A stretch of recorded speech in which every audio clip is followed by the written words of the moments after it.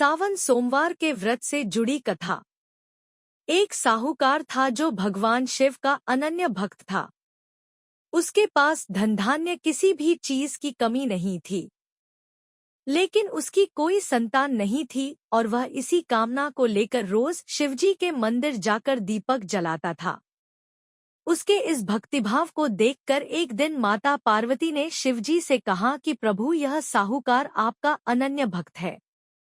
इसको किसी बात का कष्ट है तो आपको उसे अवश्य दूर करना चाहिए। शिवजी बोले कि हे पार्वती, इस साहूकार के पास पुत्र नहीं है, यह इसी से दुखी रहता है। माता पार्वती कहती है कि हे ईश्वर, कृपा करके इसे पुत्र का वरदान दे दीजिए। तब भोलेनाथ ने कहा कि हे पार्वती, साहूकार के भाग्य में पुत्र का योग नहीं है। ऐसे में अगर इसे पुत्र प्राप्ति का वरदान मिल भी गया तो वह केवल 12 वर्ष की आयु तक ही जीवित रहेगा। यह सुनने के बाद भी माता पार्वती ने कहा कि हे प्रभु, आपको इस साहूकार को पुत्र का वर देना ही होगा, अन्यथा भक्त क्यों आपकी सेवा पूजा करेंगे। माता के बार बार कहने से भोलेनाथ ने साहूकार को पुत्र का वरदान दिया, लेकिन यह भी कहा कि वह केवल 12 वर्ष तक ही जीवित रहेगा। साहूकार यह सारी बातें सुन रहा था, इसलिए उसे न तो खुशी हुई और न ही दुख। वह पहले की ही तरह भोलेनाथ की पूजा अर्चना करता रहा। उधर सेठानी गर्भवती हुई और 9वें महीने उसे सुंदर से बालक की प्राप्ति हुई। परिवार में खूब हर्षोल्लास मनाया गया, लेकिन साहूकार पहले ही की तरह रहा और उसने बालक की 12 वर्ष की आयु का जिक्र किसी से भी नहीं किया। जब बालक 11 वर्ष की आयु हो गई तो एक दिन साहूकार की सेठानी ने बालक के विवाह के लिए कहा। तो साहूकार ने कहा कि वह अभी बालक को पढ़ने के लिए काशी जी भेजेगा। इसके बाद उसने बालक के मामा जी को बुलाया और कहा कि इसे काशी पढ़ने के लिए ले जाओ और रास्ते में जिस भी स्थान पर रुकना वहां यज्ञ करते और ब्राह्मणों को भोजन कराते हुए आगे बढ़ना। उन्होंने भी इसी तरह करते हुए जा रहे थे कि रास्ते में एक राजकुमारी का विवाह था। जिससे उसका विवाह होना था वह एक आंख से काना था। तो उसके पिता ने जब अति सुंदर साहूकार के बेटे को देखा तो उनके मन में आया कि क्यों न इसे ही घोड़ी पर बिठाकर शादी के सारे कार्य संपन्न करा लिए जाएं। तो उन्होंने मामा से बात की और कहा कि इसके बदले में वह अथाह धन देंगे, तो वह भी राजी हो गए।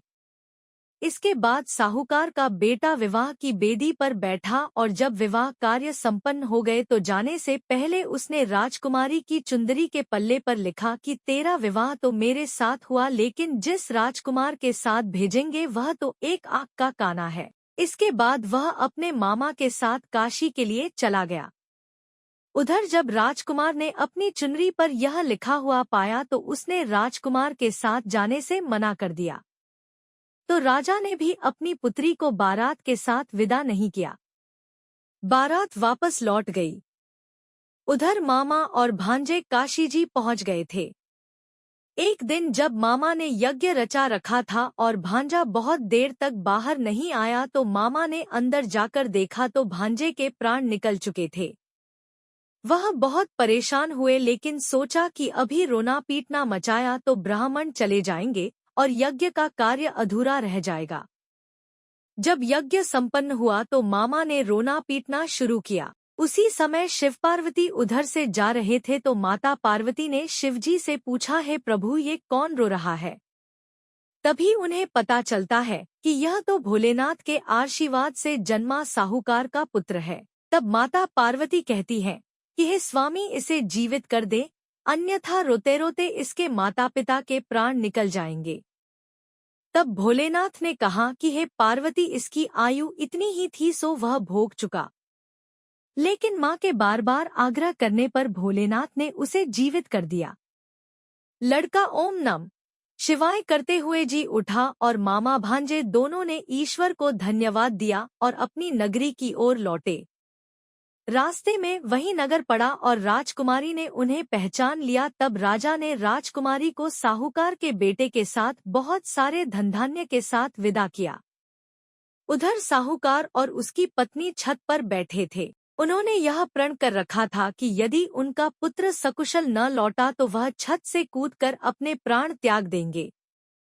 तभी लड़के के मामा ने आकर साहूकार के बेटे और बहू के आने का समाचार सुनाया, लेकिन वे नहीं माने। तो मामा ने शपथ पूर्वक कहा। तब तो दोनों को विश्वास हो गया और दोनों ने अपने बेटे बहू का स्वागत किया। उसी रात साहूकार को स्वप्न ने शिवजी ने दर्शन दिया और कहा कि तुम्हारे पूजन से मैं प्रसन्न हुआ। इसी प्रकार जो भी व्यक्ति इस कथा को पढ़ेगा या सुनेगा उसके समस्त दुख दूर हो जाएंगे और मनोवांछित सभी कामनाओं की पूर्ति होगी।